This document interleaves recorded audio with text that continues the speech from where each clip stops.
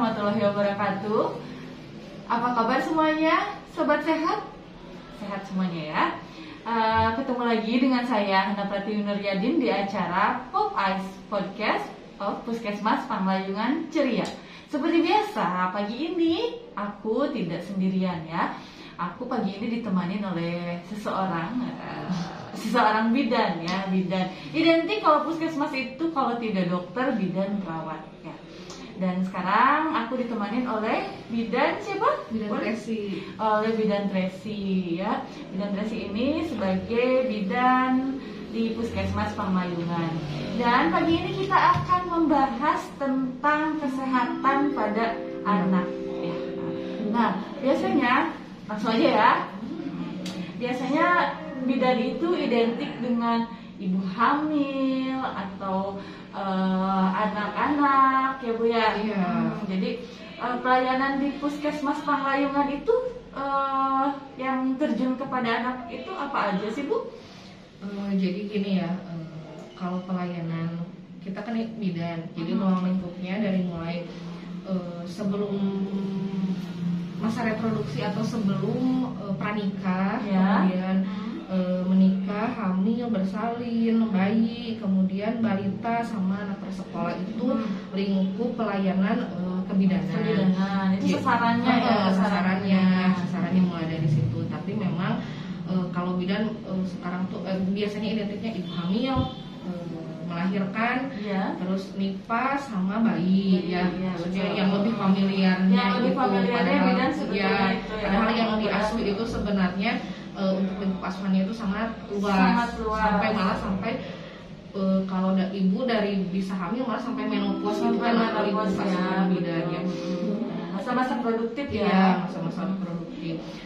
Cuma kalau yang kebanyakan pasti bidan itu lebih banyak untuk pemberian pelayanan di ibu hamil sama ya pokoknya tentang dari hamil sampai melahirkan sama bayi. Ya.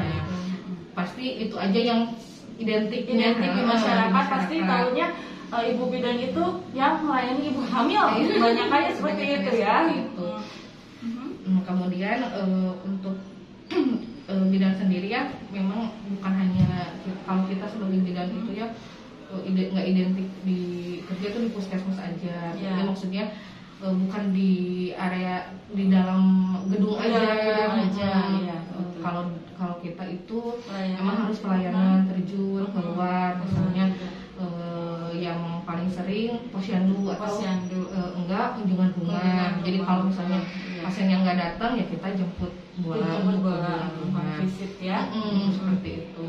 Nah untuk pelayanan kebidanan sendiri ya untuk ibu sama anak memang itu harus dilakukan supaya derajat kesehatan ibu anak tuh optimal. Terus kan angka kematian ibu dan anak tuh masih tinggi ya kalau di Indonesia. Nah jadi banyak program-program pemerintah yang supaya si angka kematian ibu dan bayi itu memang bisa ditekan gitu ya. Salah satunya memang untuk pemantauan dari semenjak hamil itu yang memang harus secara optimal. Kemudian untuk dilakukan pemantauan untuk kesehatan ibu dan anak sendiri, sebenarnya ada media yang mudah gitu ya, diberi dari pemerintah. Media apa itu Bu? Buku KIA ini. Buku KIA ini ya. KIA. Boleh ditunjukin ya? Ini sekarang KIA, itu kalau buku KIA yang sekarang itu jadi ada dua sisi. Ini untuk sisi ibu ini untuk sisi untuk anaknya. Jadi bisa dibolak-balik gitu ya. Kalau dulu kan satu gitu. Jadi satu untuk ibunya, tapi memang ada di dalamnya. Nah ini kalau sekarang lebih disempurnakan lagi. Jadi ini halaman untuk anak nanti ya ketika sudah anaknya lahir. Ini pemantauan ketika ibu mulai hamil. Jadi ini itu media komunikasi untuk pasien sama bidan. Cuma kalau untuk sekarang itu lebih fokus. Kalau ibu itu tahunya buku KIA itu untuk dipakai buat periksa hamil, catatan ketika dia periksa hamil, sama kalau untuk anak tuh buat ke posyandu cuma buat lihat timbangannya doang. Iya. Padahal di buku KIA ini tuh banyak informasi yang sangat penting. Yang mulai dari ibu itu hamil tuh bukan hanya catatan pemeriksaannya aja, tapi ada perawatan buat ibu hamil, misalnya tanda-tanda bahaya ibu hamil. Jadi sebenarnya banyak informasi, banyak ya di sini ya. Nah, kayak seperti ini itu dari ini harus dimulai ada stiker. Stiker ini buat stiker apa ya? Ini perencanaan persalinan dan pencegahan komplikasi. Jadi kalau ada ibu hamil, datanya ini dicatat di sini, nama ibu, taksiran persalinannya kapan, rencana penolong persalinannya mau di mana, oleh siapa, tempatnya mau di mana, pendampingnya siapa, nomor HP-nya berapa, terus transportasinya nanti yang mau dipakai buat bersalin itu apa, terus calon pendonor darah ya kan kalau melahirkan nggak bisa diprediksi, tapi jadi pendarahan atau apa harus udah tersedia. Nah ini kan ditempel nanti ditempel di rumah itu di kaca paling depan. Supaya apa? Supaya misalnya kita itu tenaga kesehatan atau kader kesehatan tahu bahwa di rumah itu ada ibu hamil. Yang ditempel-tempel di depan rumah itu ya. Iya tuh banyak banget. Ibu hamil ya. Identitas segala rupa ya. Ini untuk pencatatan, ini untuk pemantauan peminuman tablet tambah darah. Banyak. Ini untuk ibu hamil. Cuma ibu tuh memang sekarang tuh cuma fokus biasanya di sini aja biar kelihatan untuk pemeriksaannya ini ya. Kebanyakan ibu-ibu itu nggak pada dibaca ini untuk informasi itu kan aktivitas apa yang bisa dilakukan tanpa bahaya. Ini untuk ibu. Nah, begitupun untuk anak. Ternyata begini ya. Kembali berarti untuk anaknya bisa di Bali. Ya. Komplit banget ya. Ini dari anak ini dari mulai anak itu lahir. Ya. Jadi anak lahir ya ini dari sini dari awal dicatat ya di sini dan anak bisa pakai foto juga di sini. Iya betul ini. Ini apa ya? Gue ada saksi. Ini keterangan lahir yang membuat nanti misal membuat akte. Nah ini bisa dari keterangan lahirnya ada di buku KIA. Pembuatan akte. Nah ini pelayanan kesehatan. Ini mah untuk pelayanan kesehatan ketika lahir ya sampai 028 hari atau disebut neonatus. Nah ini buat imunisasi biar kalau udah imunisasi dicatat di sini biar kita tahu mana yang udah mana yang belum. Nah ini ada pelayanan SDIDTK. SDIDTK itu screening deteksi intervensi dini tumbuh kembang anak. Jadi kalau misalnya ada tumbuh kembang yang pemeriksaan tumbuh kembang nanti dilihat. Nah kalau misalnya ada yang menyimpang, nah itu kan harus segera ditangani karena periode emas anak itu dari 0 sampai 2 tahun. Nah kalau misalnya ada keterlambatan di atas 2 tahun itu memang susah untuk dipulihkan. Tapi kalau misalnya anak itu terdeteksi ada kelainan sebelum 2 tahun, nah itu kalau misalnya segera ditangani intervensi atau ditangani, pemulihannya akan lebih optimal. Jadi anak itu biar jadi generasi yang bagus itu ya memang harus tumbuh kembangnya itu memang harus terpantau gitu ya.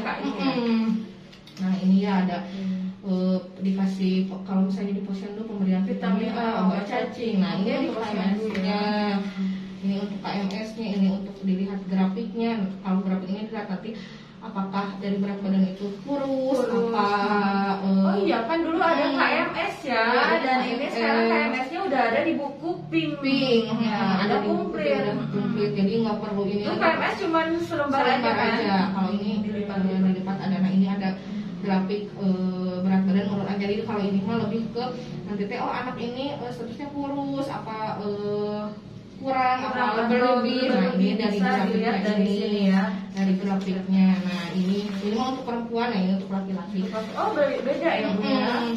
Selain itu juga kan di sini nanti ada buat nah ini mah kalau pelayanannya kalau di pemeriksaan oleh dokter misalnya ada pemeriksaan. Nah ini kalau dibutuhkan rujukan, nah ini bisa dicatat di sini. Sampai rujukan juga ada di buku. Kalau misalnya dibawa kemana-mana, misalnya ada apa rujukan ini, ketika kita periksa ke dokter, ya nanti dokter bisa mencatatkan di buku kayak itu. Pokoknya ini tuh kayak media komunikasi aja antara pasien dan petugas kesehatan. Cuma bukan media, selain untuk media komunikasi, di sini juga banyak informasi untuk perawatan ibu dan perawatan anak. Pokoknya di sini tuh apalagi ibu-ibu muda yang baru punya anak ya, gitu ya. Kadang-kadang kan suka, Pak Andi kalau ada apa-apa bisa, mungkin di sini ada tips-tips untuk selain itu juga tuh ada pola asuh sesuai sama usia.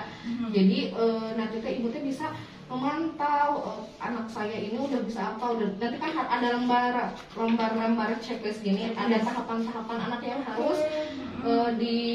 harus udah bisa sesuai umurnya. Nah, 29 hari 3 bulan itu anak sudah bisa apa, bisa di checklist. Kalau misalkan tidak, mungkin nanti bisa ketahuan nanti kalau misalnya ada keterlambatan kan gampang untuk terpantau, terus kemudian bisa cepat untuk dilakukan intervensinya. Jadi ini tuh media yang efektif terus murah gitu ya. Bisa dilakukan dulu sama orang tua di rumah. Nah, nanti kalau misalnya ada ditemukan keterlambatan ketika ke pelayanan kesehatan, ke posyandu apa nanti bisa dikonsultasikan gitu ya. Jadi biasanya fokusnya hanya untuk ke KMS sama buat catat-catat timbang aja. Padahal di sini tuh selain itu pemantauan anak juga sesuai usia ada di sini, cuma tinggal baca, tinggal dicentang. Kemudian untuk misalnya kalau sudah bagus, nah ada cara-cara perawatannya atau cara-cara menstimulasi gitu ya, biar si tumbuh kembangnya tuh terus optimal gitu ya. Jadi kan anak ini kan generasi penerus ya, jadi biar anak sehat Indonesia juga bisa kuat gitu ya. Jadi ini tuh pokoknya komplit banget gitu. Cuma memang banyak yang malas aja gitu, yang malas sama mungkin belum tahu bahwa ini itu penting banget buat dibaca. Terus banyak informasi banget lah di sini gitu ya. Bukan ini pemenuhan gizinya bagaimana, kayak itu memang sangat lengkap banget ya. Jadi mudah banget, murah, pemantauan bisa dilakukan, terus informasi juga bisa didapat di sini ya gitu. Wah, banyak banget ini informasinya. Ada bisa juga tips hindarkan ini kan kebakar bisa ya, kesehatan. Iya, udah gitu ya. Pokoknya perawatan untuk anak apa aja di sini tuh untuk dan untuk anak dari hamil sampai anak itu balita ada di buku KIA ini ya. Betul sekali Bu. Ini yang ibu-ibu tuh biasanya kadang nggak tahu ya, biasanya si buku KIA itu digolong-golong terus dibawa sama anaknya, disobek-sobek, dipakai mainan. Ternyata bukan hanya untuk memantau kesehatan anak aja, tapi di sini juga banyak media informasi di sini yang mungkin ibu-ibu masih ada yang belum tahu gitu ya, di sini bisa dibaca ya. Oke, nah itulah pentingnya Ibu ya. Pentingnya buku KIA, pentingnya kita datang ke posyandu. Ibu masih ada lagi informasi lain?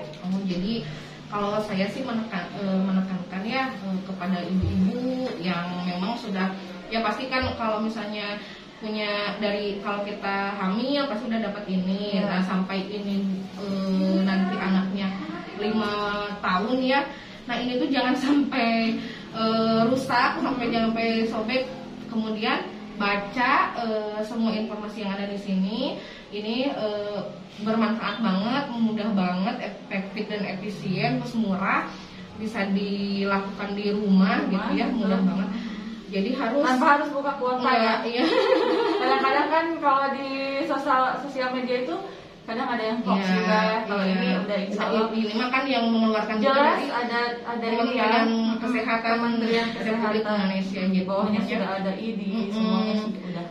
Anak pantau tumbuh kembang anak melalui buku KIA supaya lebih mudah dulu ya, nanti ketika ada kelainan atau misalnya ada ditemukan ada keterlambatan bisa didiskusikan kepada tenaga kesehatan seperti itu.